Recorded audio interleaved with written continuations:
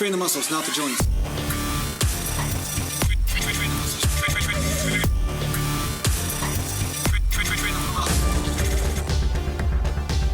Welcome back to Natural Bodybuilding Mountain. And today I'm going to talk to you a little bit about something that might be underestimated by you, and it has been underestimated by me from time to time. So I wanted to kind of just refresh you guys with this simple concept that may help you with finding the right groove for you in a certain exercise, along with not grinding your joints to dust.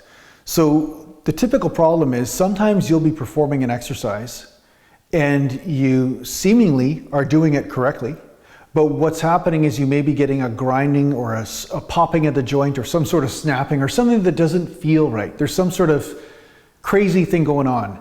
Another thing that might be going on is you're not necessarily feeling the muscle that you're trying to train. So say you're doing an isolation movement, such as with incline curls, and you're noticing your delts are getting a beating, but maybe not your biceps. Now, there's something that I feel that I have overlooked quite a bit, and it has become obvious to me because of this one reason of having a dislocating shoulder, right? What I noticed is that the positioning of a joint, like where you lock it in an individual movement, is just as important as the movement itself. This is like, paradigm shifting, okay? So for an example, when you're doing an arm curl, if you're letting your shoulders hang forward, or if you're rocking your shoulders back and then doing the arm curl, you're going to have a different experience of that movement, right? A lot of people don't really pay attention to that so much. They almost unconsciously just let things happen.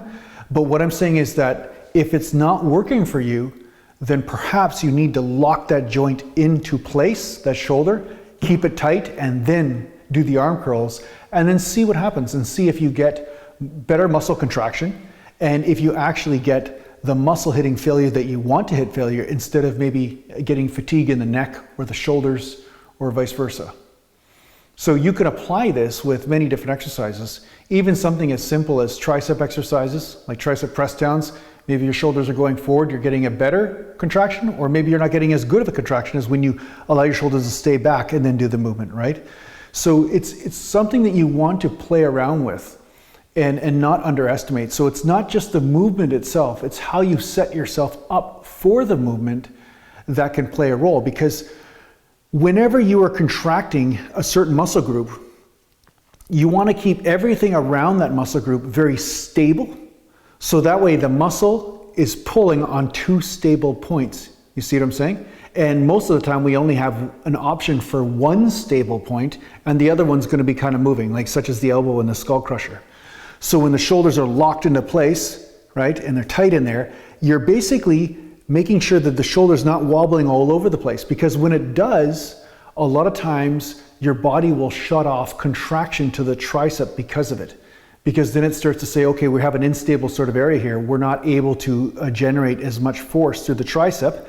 And so there's a nervous system sort of play that goes on that prevents a really strong contraction.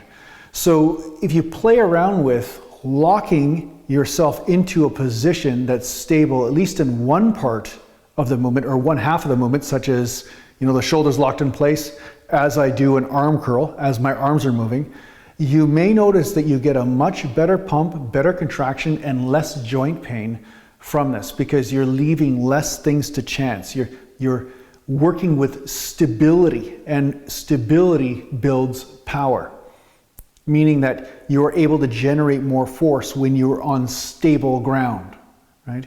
It's the same principle as when you're pushing somebody but you're standing on ice. Your feet just slip, right? You're not going to be able to generate as much force. So yeah, look at some of your exercises, and perhaps this principle applies, and maybe it's something that you want to look at, because yeah, it might be the very reason why when you're training triceps you're not getting a tricep pump, or when you're training biceps you're not able to feel them, or so forth. Mountain. So I hope this helps you out in your training. Thanks a lot for watching. If you need to get a hold of me, just go to naturalbodybuilding.com, and thanks to the patient supporters, and take care for now.